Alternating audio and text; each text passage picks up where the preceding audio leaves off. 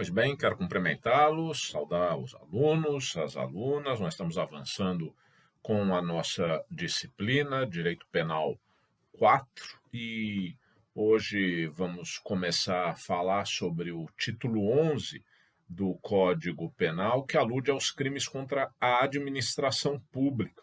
Basicamente, há uma subdivisão que nós faremos. Os crimes contra a administração pública podem ser praticados pelo próprio funcionário público, e esse há de ser o tema da nossa aula de hoje. E os crimes contra a administração pública também podem ser praticados, também podem ser cometidos pelo particular, portanto, por aquela pessoa que não tem vínculo com a administração pública. São duas vertentes, ambas bastante importantes. Quero crer que a primeira delas é ainda mais relevante, o que nos traz hoje para uma aula com bastante conteúdo, há muita coisa a ser falada. E iniciando então o tema dos crimes praticados por funcionários públicos contra a administração pública, também são chamados de crimes funcionais.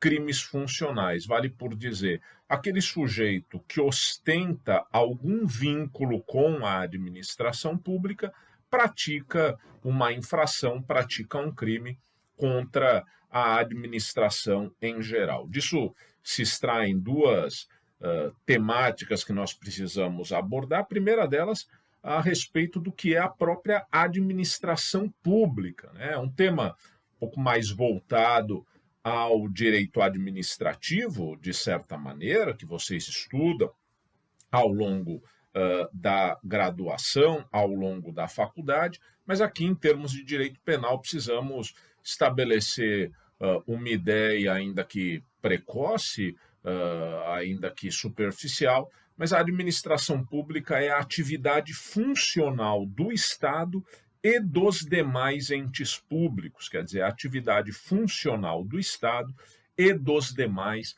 entes públicos. Nós veremos que quando se fala em atividade do Estado, num país como o Brasil, que adota a forma federativa de Estado, isso diz respeito não só à União, portanto, ao ente maior, ao ente federal, mas também alude aos Estados-membros e ao Distrito Federal e ainda aos municípios, que são mais de 5.700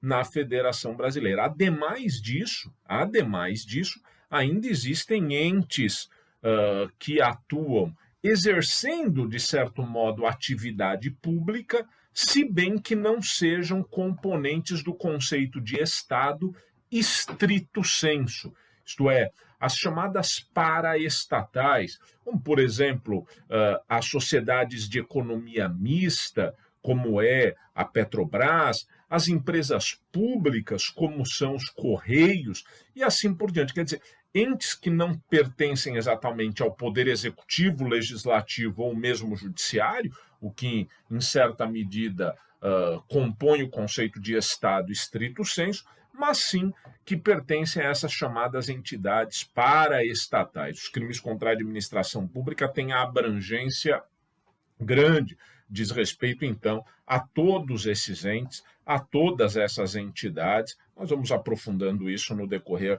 da exposição. O bem jurídico tutelado aqui é o bom funcionamento da administração.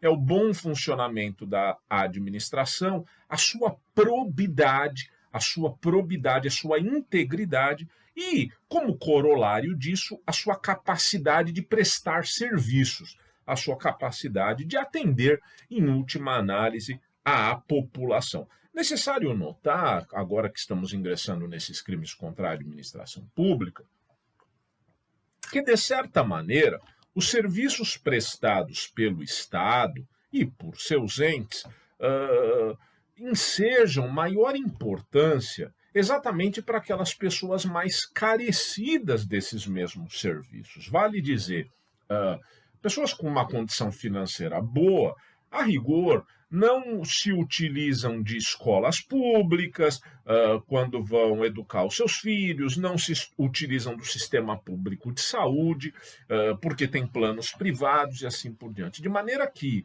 as condutas que afrontam a administração pública têm uma repercussão mais severa em desfavor justamente das pessoas mais necessitadas de prestação estatal. E isso é que as torna também bastante graves, quer dizer, essas condutas que atentam contra o Estado, contra a administração pública, afetam igualmente as pessoas mais pobres, as pessoas mais hipossuficientes, e, portanto, são condutas que têm mesmo um caráter de reprovabilidade bastante significativo.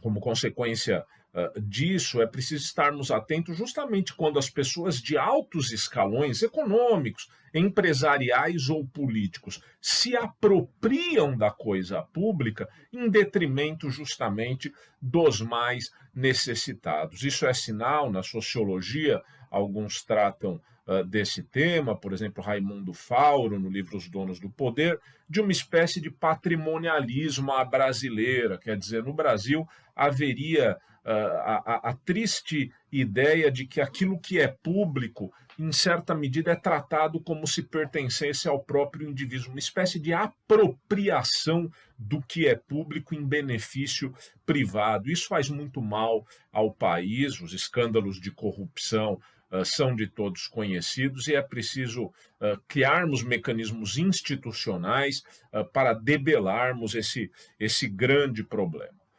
A segunda ideia que se extrai do conceito inicial que eu lhes dei, de crimes praticados por funcionário público contra a administração pública, é justamente a de funcionário público. Aqui é muito importante, pessoal, porque esse conceito vem previsto no artigo 327 do Código Penal.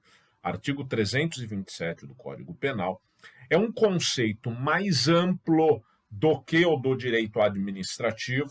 Quando se fala de funcionário público no direito administrativo, o sentido que se dá à expressão é mais restrito, o conceito do direito penal é mais amplo, e é possível dizer que o conceito de funcionário público do artigo 327 do Código Penal, que é por onde começarei efetivamente a exposição dos crimes funcionais, ele é a porta de entrada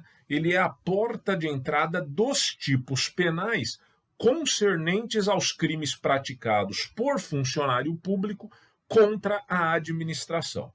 Colocando isso numa outra linguagem, mas dizendo rigorosamente o mesmo, o que estou a falar é que os crimes praticados por funcionário público contra a administração em geral são crimes próprios naquela nossa conhecida distinção entre crimes comuns e crimes próprios, em que crime comum é aquele que pode ser praticado por qualquer pessoa, ao passo que os crimes próprios requerem uma especial qualidade, uma especial característica do sujeito ativo. Isto é efetivamente o que acontece aqui nos crimes praticados por funcionários públicos contra a administração pública. São crimes próprios, portanto, exigem que o sujeito ostente a condição de funcionário público. Esse conceito de funcionário público, por sua vez, é normativo. Ele vem descrito numa norma penal, uma norma penal aqui de caráter explicativo, que está no artigo 327, do Código Penal, em que se lê, vamos lá, considera-se funcionário público para os efeitos penais, vejam que não é um conceito aqui que tenha intenção de aplicar-se a todos os ramos do direito, considera-se funcionário público para os efeitos penais quem, embora transitoriamente, ou mesmo sem remuneração, exerce cargo, emprego ou função pública. Cargo público é um posto, é um posto criado por lei na estrutura hierárquica da administração pública, com denominação e padrão de vencimento próprio. A rigor, quando se fala de cargo público, o vínculo do sujeito com a administração pública é estatutário. Então, sei lá, oficial de justiça é um cargo público, delegado de polícia é um cargo público, escrevente judicial é um cargo público, para ficarmos apenas em 3 exemplos. Emprego público é similar, porém com uma diferença relevante. Emprego público é o posto criado por lei na estrutura hierárquica da administração pública, com denominação e padrão de vencimento próprio, porém, aqui o dado distintivo, ocupado por servidor com vínculo contratual regido pela CLT, Algumas pessoas que trabalham na administração pública sob o regime seletista. A essas pessoas se diz é dito que eles são ocupantes de empregos públicos. E, por sua vez, a função pública é a denominação residual. Função pública é uma denominação residual que envolve aquele que presta serviço para a administração pública, embora sem cargo ou emprego. É a denominação residual. Notem, vou lhes dar um exemplo apenas para sinalizar isso. Eu sou magistrado do júri e todos sabem que para o júri são convocados jurados, que exercerão aí a atividade a rigor de julgar os crimes dolosos contra a vida. São jurados que dirão se o réu é guilty or not guilty, culpado ou inocente. Durante o interregno em que exercem a função de jurado, função essa pública, o sujeito que é convocado para o júri enquadra-se no conceito de funcionário público do artigo 327 do Código Penal. Ou seja, ainda que se trate de uma atividade transitória, sem remuneração, naquele ensejo o indivíduo enquadra-se no conceito de funcionário público. E há mais, porque o parágrafo 1º do artigo 327 diz respeito aos chamados funcionários públicos por equiparação. E lá se refere: equipara-se a funcionário público quem exerce cargo, emprego ou função em entidade paraestatal, portanto, não o Estado estrito sensu, e quem trabalha para empresa prestadora de serviço contratada ou conveniada para a execução de atividade típica da administração pública.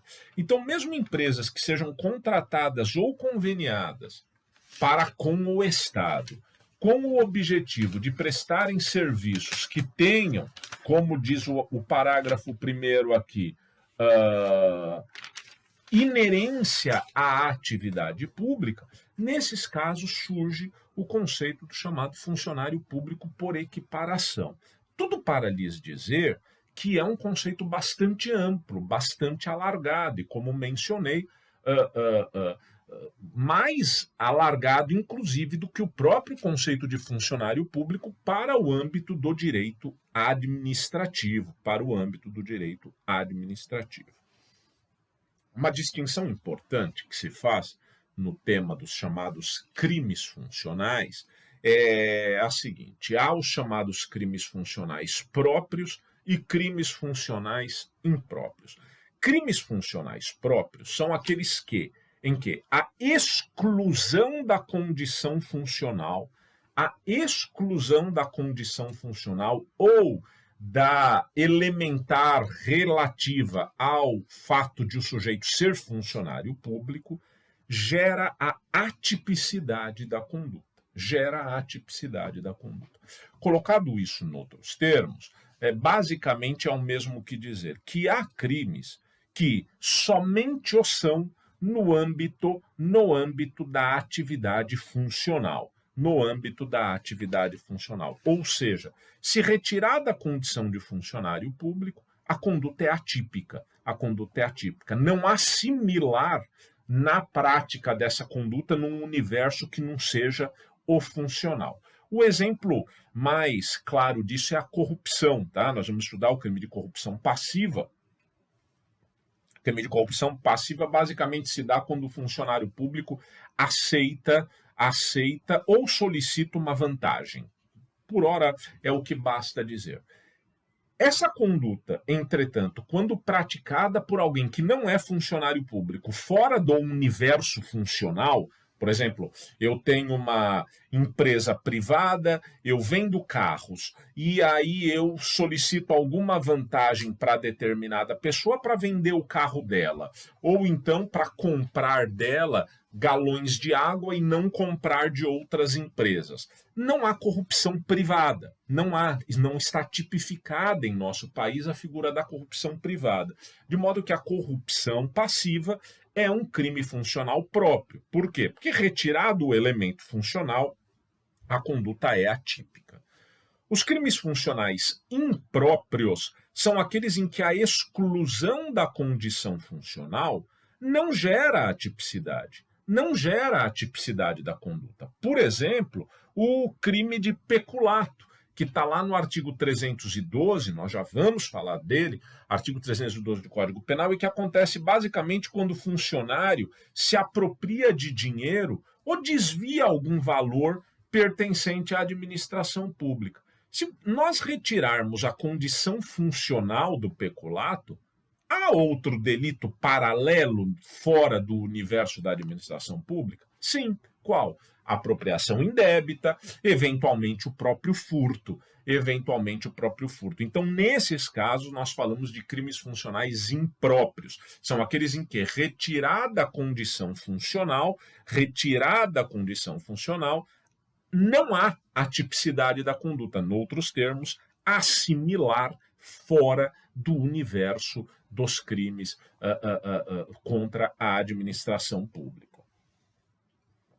Tema bem importante, ainda antes de ingressarmos na tipologia específica, é o que diz respeito ao concurso de agentes ou concurso de pessoas nos crimes funcionais.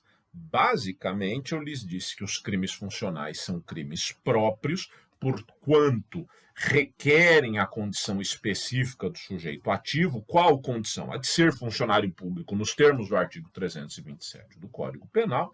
E a indagação que se coloca é: pode o particular responder por um crime funcional? E a resposta é sim, quando houver coautoria ou participação. Por que o particular responde nessa condição? Por decorrência da aplicação do artigo 30 do Código Penal. Quem estudou concurso de agentes sabe bem que o artigo 30 do Código Penal diz que as condições, as circunstâncias de caráter pessoal não se comunicam, salvo quando elementares do crime. Então, se A e B resolvem juntos matar o pai de A, e o fazem, para A, teremos o homicídio com a circunstância agravante de tê-lo praticado contra o pai. Essa agravante não se aplica a B. Por que ela não se aplica a B? Porque ela não se comunica. E ela não se comunica justamente porque não é elementar do crime. As circunstâncias e as condições de caráter pessoal não se comunicam, salvo quando elementares do crime. E no caso dos crimes funcionais, são elementares. De modo que, se eu, que sou funcionário público nos termos do artigo 327 do Código Penal, pela circunstância de ser juiz de direito, eu chamo algum de vocês, algum aluno que não é funcionário público, para junto comigo ingressar no fórum e subtrairmos notebooks, tanto eu responderei pelo crime funcional de que se trata, na hipótese aí é um peculato, como o aluno que me acompanhou. Por quê? Porque embora a condição de funcionário público seja pessoal, alusiva a mim, ela se comunica na medida em que é elementar do crime, se comunica ao coautor ou partícipe. Apenas percebam, porque há uma pequena frase que complementa essa asserção,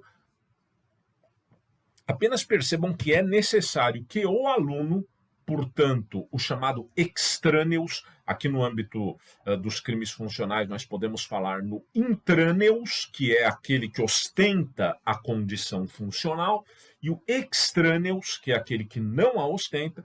Apenas percebam, então, que o extrâneos, ou seja, o particular, o que não é funcionário público, deve saber da minha condição. Ele deve saber da minha condição funcional. Portanto, eu chamo um aluno que sabe que sou juiz de direito para irmos ao foro subtrair notebooks. Ambos responderemos por peculato, ainda que o aluno não seja funcionário público. Por quê? Porque a circunstância ou condição de caráter pessoal se comunica na medida em que é elementar do crime. Entretanto, se o aluno não souber que sou juiz de direito e me acompanhar, e eu subtrair os objetos, subtrair os notebooks, nesse caso, dado que a minha condição funcional não ficou coberta pelo dolo do extrâneos, no caso o aluno, nós teremos aí uma situação que a doutrina chama de exceção pluralística à teoria monista do concurso de agentes. Exceção pluralística à teoria monista do concurso de agentes. Vale por dizer, cada um responderá por um crime. Eu, pelo crime de peculato, sou funcionário público e subtraí os notebooks. O aluno, nesse caso, responderia por furto. Por quê? Porque há um paralelo aí na conduta do peculato para com a conduta do furto, e o aluno não sabia da minha condição funcional, portanto, ela não estava coberta pelo seu dolo, de maneira que responde nos limites da conduta que praticou. Logo, responderei eu, repito, por peculato, e o aluno responderá por furto. Isso não elide o fato, como já lhes mencionei, de que no geral dos casos, a condição funcional, que é elementar dos crimes funcionais, se comunica ao coautor ou partícipe. Pois bem, o objetivo doravante é tratarmos brevemente, por óbvio, dos principais crimes funcionais. Não há como falarmos de todos, alguns têm uma incidência bastante rareada no âmbito dos tribunais, a própria doutrina dedica para alguns crimes pouquíssimas linhas. Vamos falar dos mais relevantes. O primeiro deles é o peculato previsto no artigo 312 do Código Penal. Notarão que todos os crimes funcionais aqui possuem a expressão derivada, possuem um nomen iuris derivado de um certo latinismo. Peculato, concussão, prevaricação, eles remetem, inclusive, ao direito romano. Eu vou deixar essa parte histórica de lado, mas os bons livros de doutrina sempre trazem essa referência. O peculato está no artigo 312, onde se lê: apropriar-se o funcionário público de dinheiro, valor ou qualquer outro bem móvel, público ou particular, de que tenha posse em razão do cargo, ou desviá-lo em proveito próprio ou alheio.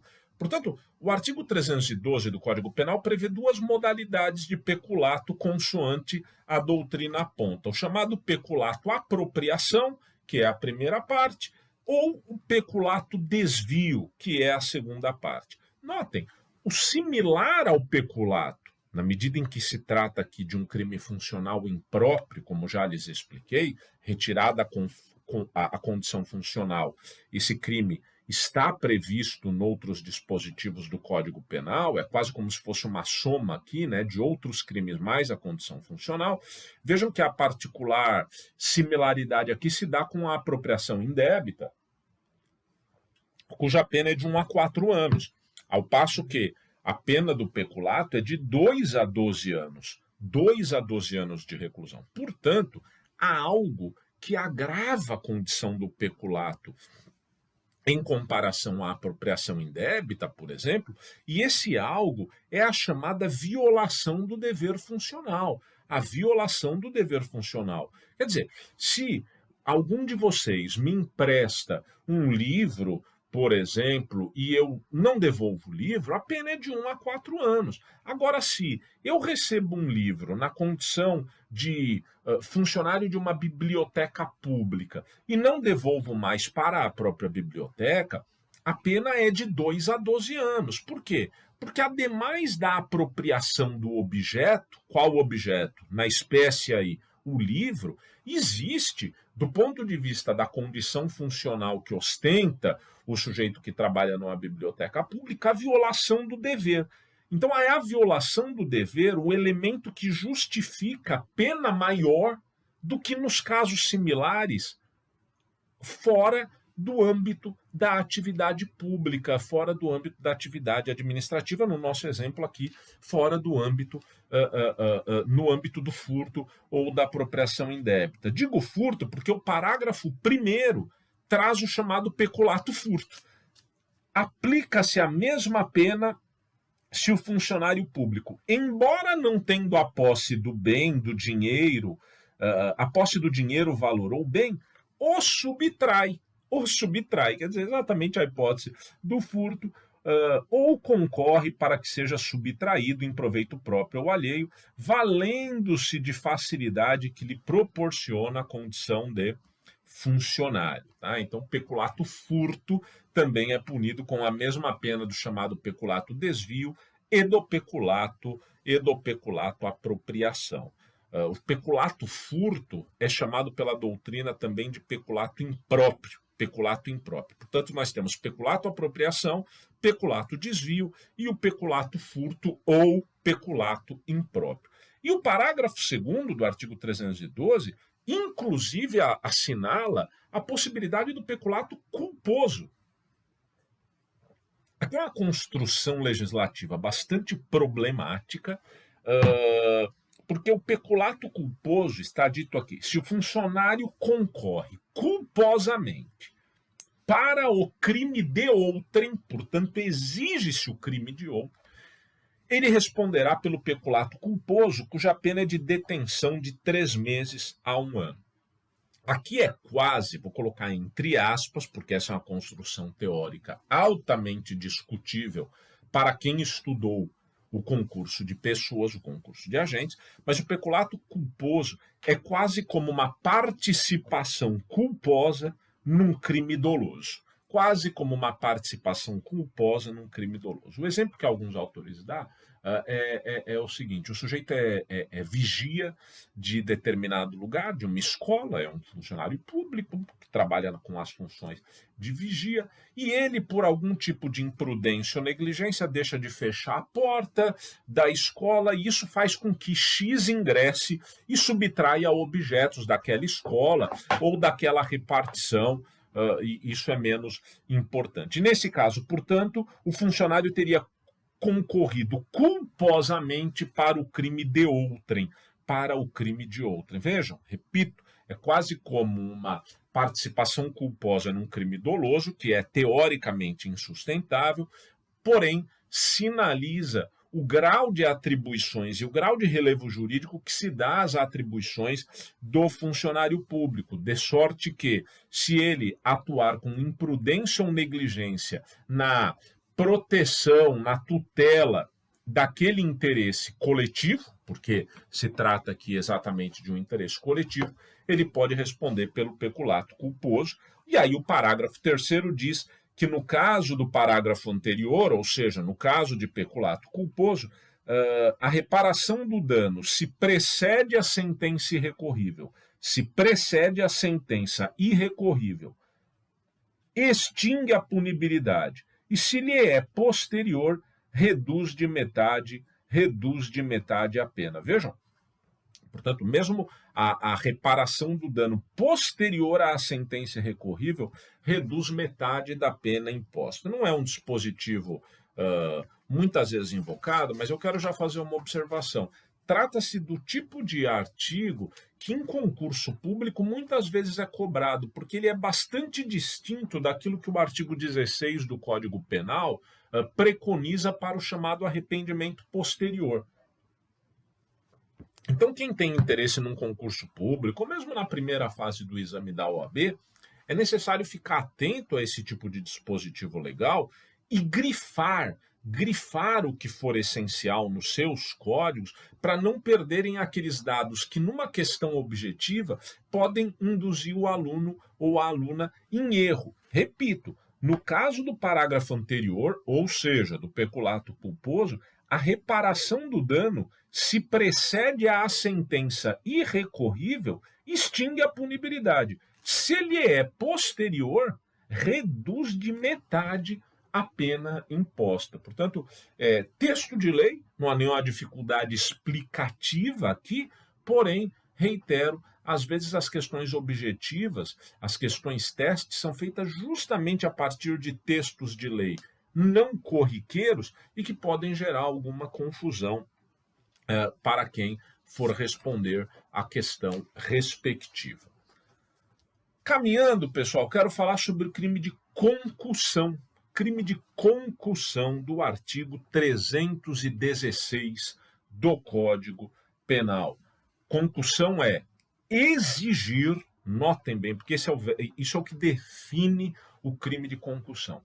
Exigir para si ou para outrem, direto ou indiretamente, ainda que fora da função ou antes de assumi-la, mas em razão dela, vantagem indevida. Estamos falando de crimes funcionais, crimes próprios, praticados por quem ostenta a condição de funcionário público. Nesse caso, quando o funcionário público exigir para si ou para outrem, direto ou indiretamente, ainda que fora da função ou antes de assumi-la, mas em razão dela, vantagem indevida, a pena é de reclusão de 2 a 12 anos. A importância do verbo exigir é para distinguir o crime de concussão de outros que nós veremos daqui a pouco. Por exemplo, a corrupção passiva fala em solicitar. Solicitar é diferente de exigir. Por quê? Porque exigir é ordenar no sentido impositivo, há um plus, há um algo além na exigência, quase como a conter um elemento ameaçador, um elemento que atemoriza a pessoa para quem é feita a exigência. Logo, não se trata aí de uma espécie de acerto. Na concussão, há algo mais, há uma imposição. Tanto isso é fato que a etimologia da palavra concussão vem do latim concutere, que significa sacudir fortemente. Sacudir fortemente. Esse é o sentido da exigência. E vejam, o artigo 316 diz que essa exigência pode ser feita antes mesmo do sujeito assumir a função pública, ou ainda que esteja fora dela. Por exemplo, o sujeito foi aprovado no concurso de juiz de direito e ele sabe que X é réu na vara onde ele haverá de atuar como juiz. E aí ele chega para esse X e diz assim: olha, você é réu lá na vara que eu estou atuando, se você não me entregar, logo depois que eu tomar posse, uma caixa de uísque importado ou uma mala cheia de dinheiro, se isso não for feito, você vai ver o que vai acontecer. Notem, há um elemento aí que constrange, que compele o sujeito para quem é feita a exigência a eventualmente ceder a essa mesma exigência. Esse é o crime de concussão. Importante dizer duas coisas. Primeira delas, a concussão é crime formal. Isto é, nós temos três tópicos aí quando falamos dos crimes formais, né? Sob essa classificação. Crime material é aquele cujo tipo penal descreve conduta e resultado e exige o resultado para a consumação. Crime de mera conduta na outra ponta é aquele cujo tipo penal só descreve a conduta, de maneira que, praticada a conduta, está consumado o crime. Os crimes formais são aqueles cujo tipo penal descreve a conduta e o resultado, mas eles se consumam apenas com a prática da conduta. Praticada a conduta, o crime está consumado, ainda que não advenha resultado. É o que sucede na concussão. Feita a exigência pelo funcionário público, realizada a exigência pelo funcionário público, a concussão já está consumada, ainda que não haja qualquer tipo de atendimento pelo particular, ainda que pela vítima, no caso aqui vítima indireta, leia-se bem, porque a rigor nós estamos falando de crimes contra a administração pública. Então, digamos, a vítima inicial, a vítima direta aqui é o Estado, é a administração pública, mas a vítima indireta é a pessoa para quem foi feita a exigência. Ainda que ela não ceda a essa exigência e, portanto, não outorgue ao funcionário público a vantagem que ele exigiu, ainda assim o crime está consumado. Ainda assim o crime está consumado. Alguns autores dirão, inclusive metaforicamente, que a concussão é a extorsão realizada pelo funcionário público. É a extorsão realizada pelo funcionário público. Agora veja, essa questão de ser a concussão um crime formal gera uma implicação na prisão em flagrante. Pensemos a seguinte hipótese. A pessoa vai tratar com o funcionário público a respeito de determinado interesse seu, ela pretende um alvará porque quer abrir um bar ou qualquer coisa assim, e o funcionário público exige que ela lhe atenda em determinada vantagem. E diz que se aquilo não fizer, fala, olha, se não fizer isso, vai para o fim da fila. Se não fizer isso, vai para o fim da fila, volte o ano que vem. Aí nós vamos pensar no teu alvará. Pois bem, nesse caso, consumou-se a concussão. Ela está consumada. Mas aí o particular sai de lá, do local, e fala, poxa, mas que funcionário público desonesto e irresponsável. Eu vou dizer a ele que cedo à exigência. Volta lá e fala, olha, eu aceito, amanhã eu vou lhe trazer os valores que você exigiu. Ok. Só que a pessoa sai e vai na polícia e informa a polícia de tudo, e a polícia arma a tocaia. Fica à espreita, chama as câmeras de um ou outro canal de televisão, justamente para ter-se a prova provada da concussão realizada pelo funcionário público. E aí chega lá, 1 ou 2 dias depois, a vítima indireta, com a mala de dinheiro, e vai e entrega para o funcionário público, que nesse momento sorri e fala, o alvará vai ficar pronto em 2 minutos. E aí a polícia prende esse sujeito em flagrante. Indaga-se, há flagrante nesse caso? E a resposta é não, não há flagrante nesse caso. Por quê? Porque quem estudar prisão em flagrante no Código de Processo Penal verá que o flagrante sucede quando o crime está acontecendo ou acabou de acontecer. Grosso modo é isso. Há outras hipóteses mais específicas que, entretanto, não fogem dessa imediatidade do momento da prisão cotejado com o momento do crime. Portanto, o flagrante a rigor se dá quando o crime ocorreu ou está ocorrendo. Acabou de ocorrer ou ainda está ocorrendo. Na hipótese da concussão, narrada aqui por mim, isso não ocorreu. Por quê? Porque a concussão se consumou 1 ou 2 dias antes. No ensejo da entrega da vantagem que foi exigida, nós não temos mais o crime sendo cometido.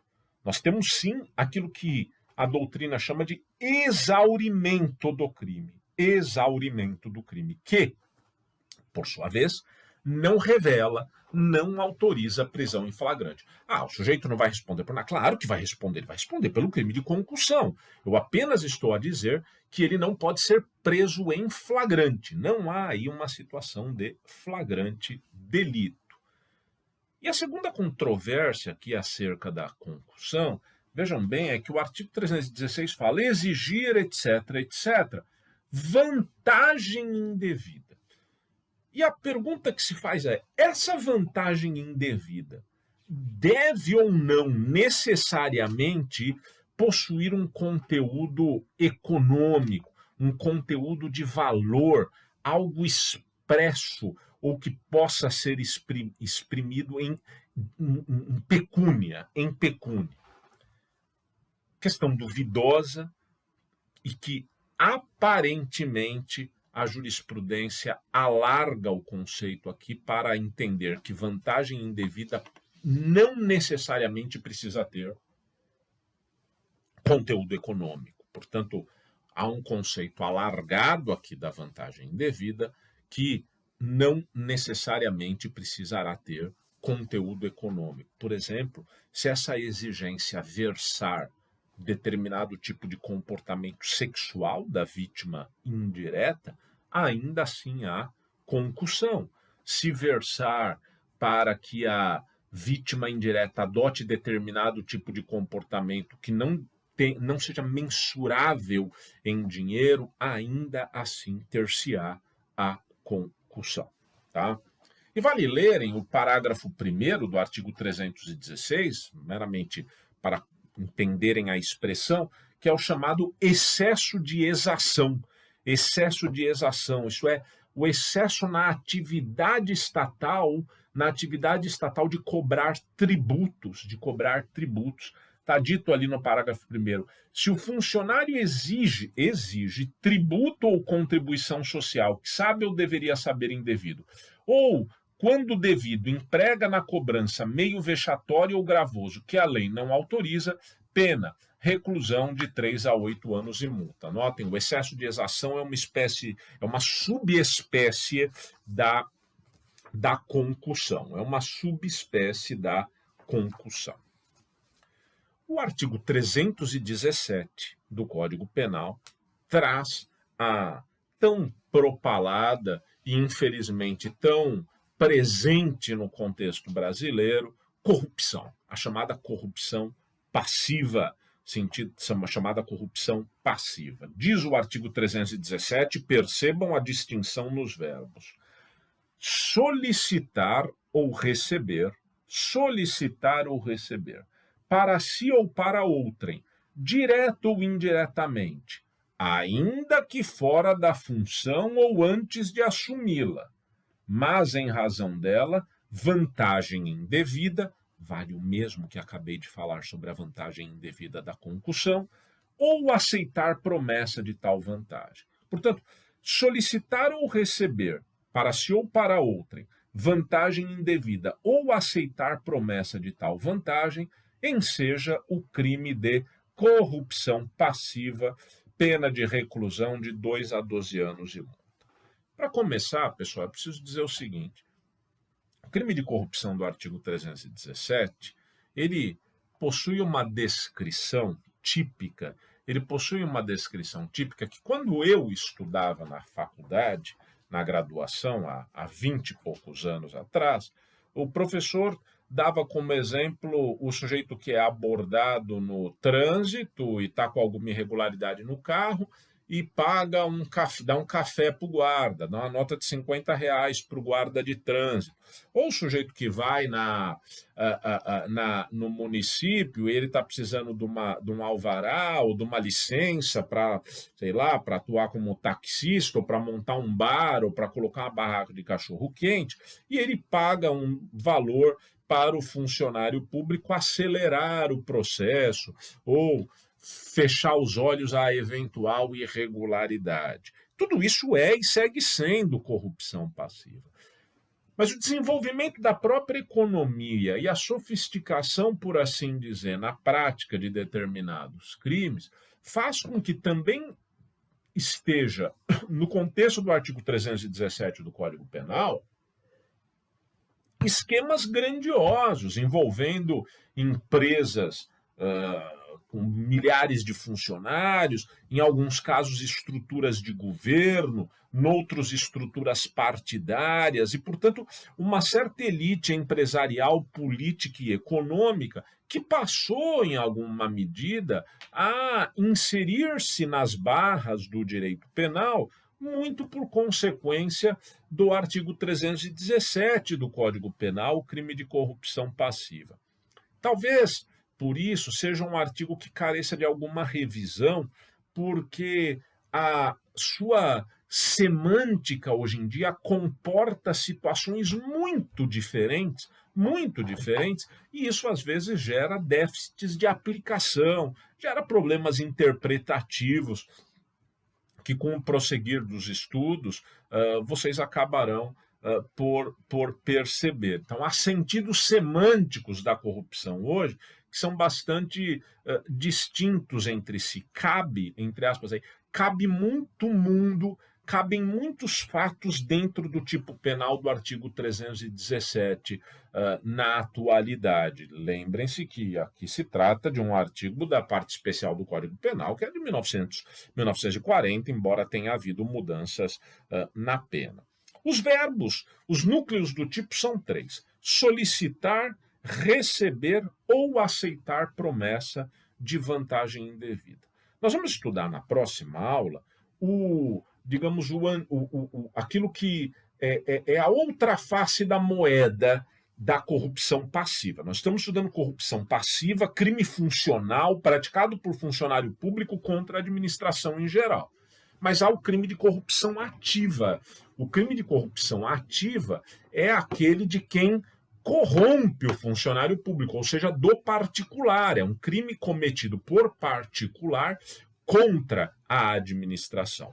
Então, em alguns casos, não necessariamente em todos, em alguns casos, a comparação dos verbos do artigo 317, que é a corrupção passiva, e dos verbos presentes no artigo 333, que é a corrupção ativa, ensejam alguma bilateralidade. Vale dizer, o funcionário público responde por corrupção passiva e o particular responde por corrupção ativa. Tipo, alguém chega lá na repartição pública em que eu sou funcionário público e diz assim: Orlando, queria lhe dar 10 mil reais para você acelerar o meu processo. Se eu nada fizer, nós temos só o crime de corrupção ativa. Se eu aceitar a promessa de vantagem, legal, 10 mil, aceito. Nesse caso, nós teremos a corrupção ativa do particular e a corrupção passiva do funcionário público. Invertendo, pode acontecer de o funcionário público solicitar: quero 10 mil reais para acelerar o teu expediente administrativo. Está consumada a corrupção passiva. Se o particular nada faz, só há corrupção passiva. Se o particular fala: legal, aceito a tua proposta, vou lhe dar o dinheiro, aí tem corrupção passiva e corrupção ativa. Tá? Então, nem sempre surge a bilateralidade, em alguns casos sim, noutros não. É preciso sempre verificar as condutas consoante os verbos previstos nos artigos 317, corrupção passiva, e 333, corrupção ativa, no Código Penal. Para a prática da corrupção passiva, isso vai ser uma diferença em relação à corrupção ativa. Para a prática da corrupção passiva, não se exige que o funcionário público direcione-se à prática de um chamado ato de ofício. Ato de ofício. O que é ato de ofício? É aquele inerente às atribuições do funcionário. É aquele pertencente ao rol de atribuições do funcionário público. Não há, na previsão do artigo 317, a exigência de que o funcionário público aceite a promessa de vantagem ou a solicite para a prática particularizada de um ato de ofício. Portanto, é corrupção passiva a chamada compra de boas relações. Compra de boas relações. Por exemplo, o sujeito passou no concurso e ele vai ser juiz na comarca X. Quando ele chega lá, o advogado ou o réu, o sujeito que tem um monte de processo no foro, ele vai no gabinete do juiz e lhe dá uma caixa de vinhos caríssima, sem pedir nada. Ele não está pedindo ao juiz para o juiz decidir o processo A, B ou C de tal ou qual maneira. Tá? Isso é o ato de ofício. É o ato de ofício do juiz julgar processo. Não. O particular que está indo lá dar a caixa de vinhos, ele não está fazendo nada disso. Mas ele quer, aspas, ganhar simpatia. É a chamada compra de boas relações. Esse particular tem a expectativa de que, na generalidade dos casos que lhe dizem respeito, aquele funcionário público, porque isso pode ser o juiz, pode ser alguém que trabalha numa repartição pública municipal, estadual ou federal, os exemplos seriam variados, mas o que ele quer é que aquela pessoa seja mais generosa, digamos assim, em relação aos seus interesses. Há, nesse caso, obviamente em aceitando o funcionário público a caixa de vinhos, há corrupção passiva. Curioso, nós vamos ver depois, que isso não enseja a corrupção ativa. Não enseja a corrupção ativa. Por quê? Porque a corrupção ativa tem o ato de ofício como um elemento típico. Isso nós vamos ver realmente depois. Mas saibam que há a corrupção passiva e já anotem aí na memória que para a corrupção ativa exige-se que o particular, ao oferecer tal ou qual vantagem, o faça como contrapartida da prática de um específico ato de ofício. Não tenho condições de pormenorizar isso, pessoal, mas, por exemplo, no caso do chamado mensalão na ação penal 470, essa foi uma das grandes discussões trazidas pelo plenário do Supremo Tribunal Federal. Tá? A questão da exigência ou não do ato de ofício para os casos dos crimes de corrupção. Tem boa doutrina, inclusive, escrita a esse respeito. Portanto, não há exigibilidade de ato de ofício para a consumação da corrupção passiva. Um outro tema que aparece aqui é o chamado princípio da insignificância. Cabe princípio da insignificância nessas hipóteses? O Superior Tribunal de Justiça tem uma súmula 599 do STJ, dizendo: o princípio da insignificância é inaplicável aos crimes contra a administração pública. O princípio da insignificância é inaplicável aos crimes contra a administração pública. Portanto, não cabe o princípio da insignificância aqui. Isso, todavia, não nos impede de distinguir algumas situações em que, eventualmente, o que seja entregue ao funcionário público é uma espécie de mimo, uma espécie de agradecimento, um presente de fim de ano que se submetem a regras administrativas específicas. A rigor, não é adequado aceitar esse tipo de graciosidade. Tá? E existem, inclusive, normas administrativas que instituem um valor a partir do qual nenhum tipo de mimo pode ser aceito pelo funcionário público. Porém, parece demasia se, eventualmente, na Páscoa ou no final do ano, um escritório de advocacia que tem muitos processos no cartório resolve dar uma caixa de bombom para que os servidores compartilhem entre si. Nesse caso, muito provavelmente, se torna difícil falarmos da corrupção passiva, mormente se houver o enquadramento às disposições administrativas que estabelecem um teto correlacionado ao tipo de mimo, chamemos assim, que o funcionário pode receber. O ideal é que isso não ocorra e o ideal é rejeitar. Eu apenas estou dizendo que para ingressarmos no âmbito do direito penal, às vezes é necessário algo mais robusto e que não necessariamente se apresenta nessas hipóteses.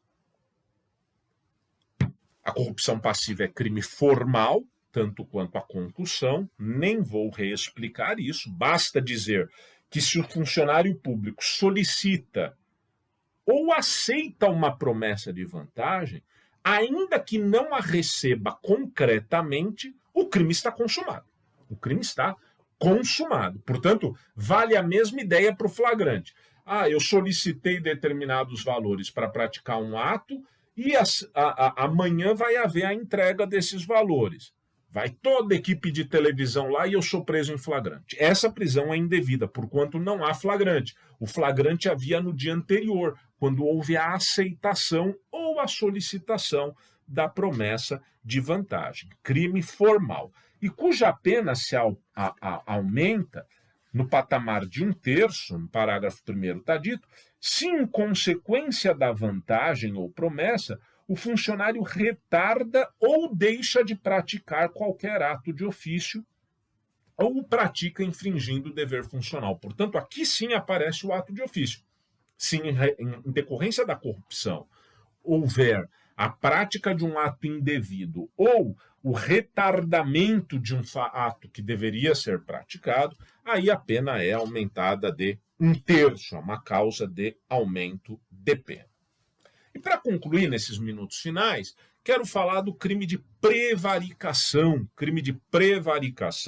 previsto no artigo 319 do Código Penal. Prevaricação: retardar ou deixar de praticar indevidamente ato de ofício, portanto, aqui há exigência de ato de ofício, ato concernente ao rol de atribuições do funcionário, retardar ou deixar de praticar indevidamente ato de ofício ou praticá-lo contra disposição expressa de lei para, e aqui é muito importante porque esses são os elementos que notabilizam a prevaricação, para satisfazer interesse ou sentimento pessoal, para satisfazer interesse ou sentimento pessoal. Portanto, a prevaricação é o não cumprimento das obrigações do ofício, movido o agente por interesse ou sentimento pessoal. Portanto, vejam que aqui não há vantagem. Na prevaricação não há qualquer vantagem, não há algo externo que mova o sujeito a atuar de tal ou qual maneira. Ao contrário, é um interesse próprio ou um sentimento pessoal.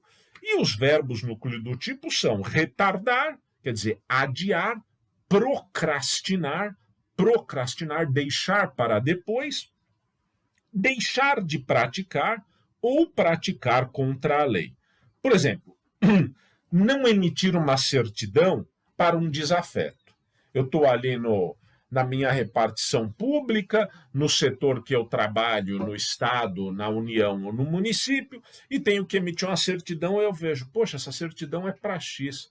Detesto esse sujeito. Não, quer saber? Eu vou demorar porque eu quero que X se complique. Nesse caso, tem-se uma prevaricação. Ou então, o funcionário do cartório judicial tem determinado advogado que ele não gosta, que ele considera quase como um inimigo. E aí ele retarda ou deixa de praticar os atos processuais que deveria, exatamente para criar algum embaraço, algum tipo de problema para aquela pessoa que ele não gosta. Ou o inverso, né? Na realidade, o juiz tem lá 100 processos para julgar e o último ou penúltimo da fila é de um sujeito com cuja cara ele não foi. E aí ele fala, quer saber, e a sentença que ele vai provavelmente condenar, quer saber, ele põe aquilo na frente da fila só para prejudicar aquela pessoa de alguma maneira, quer dizer, movido por interesses ou sentimentos pessoais, quer dizer, por uma disposição afetiva, porém não econômica. Isso é importante para que a prevaricação não seja confundida com outros crimes. E aqui é necessário verificar que a pena é de detenção de 3 meses a 1 ano, portanto, insere-se no contexto de infrações penais de menor potencial ofensivo, a pena não ultrapassa o patamar de 2 anos, e não se pune a prevaricação na modalidade culposa. Portanto, prevaricação é um crime que exige dolo, exige dolo. Se por imprudência ou negligência o funcionário público deixou de praticar determinado ato ou retardou-o em alguma medida, isso não enseja o crime. A prevaricação exige dolo, portanto, vontade aqui de realização dos elementos do tipo, e dolo, ademais, que cubra o interesse ou sentimento pessoal, ou seja, essa disposição interna e não econômica de atuar para satisfazer algum tipo de interesse que lhe seja próprio ou que tenha algum pendor, por assim dizer, afetivo para o próprio funcionário público. Tá? Pessoal, há outros crimes contra a administração pública praticados pelo funcionário público que não referirei. Se pudesse lhes dizer para ler 2 tipos penais apenas, dos que não mencionarei, eu sugeriria que lessem o artigo 320, a chamada condescendência criminosa, e o artigo 321, que é a advocacia administrativa, e os demais, eu quero crer que possuem um interesse diminuído frente àquilo que o tempo permitiu que eu lhes dissesse. Não deixem, entretanto, de nos livros de doutrina complementarem aquilo que o professor não teve condições de abordar na aula expositiva. E seguramente eu estarei disponível nos nossos encontros síncronos para sanar qualquer dúvida, seja em relação ao conteúdo que eu próprio lhes transmiti, seja em relação àquele conteúdo que vocês auriram, que vocês obtiveram a partir das suas leituras. Tá? Independente de qualquer coisa, quero reiterar, trata-se de um setor muito importante do direito penal, este que concerne aos crimes contra a administração pública, seja quando a conduta é cometida pelo funcionário público, seja quando cometida por particulares, e esse será o tema da nossa próxima aula, do nosso próximo encontro. Sigam estudando, um grande abraço a todos.